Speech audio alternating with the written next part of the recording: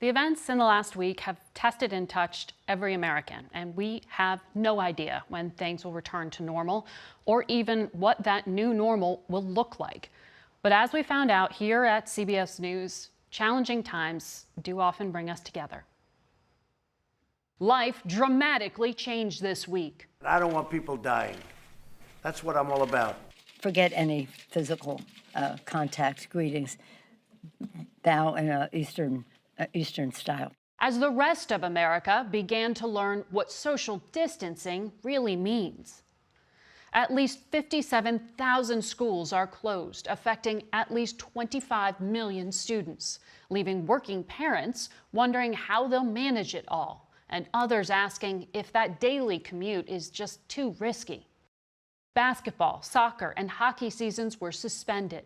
Tournaments, marathons, and baseball's opening day were also postponed or canceled outright as crowds became something new to fear. It's kind of weird circumstances right now.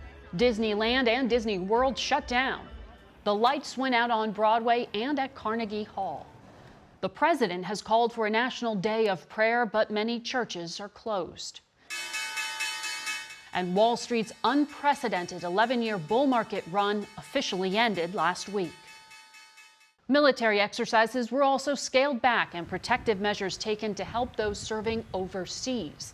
Those on the front lines at home, the doctors, nurses, and first responders continued to show up and serve, as did the journalists who need to keep the public informed. That hit home for all of us at CBS this week.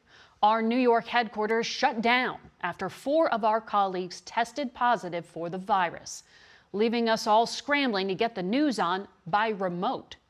That meant it was all hands on deck in our network bureaus and at our stations around the country, but especially here in our Washington bureau, which always punches above its weight, but last week had to produce all CBS News broadcasts. That happened with the strong assist of the scrappy Face the Nation team, which has covered this mysterious virus for months. Journalists never should become the story, but like many Americans, we're all finding ourselves in some extraordinary moments, and those promise to continue. And I'd like to say thank you to everyone at CBS for their work navigating the news during these tumultuous times. We also wish our colleagues in New York a swift recovery. For Face the Nation, I'm Margaret Brennan.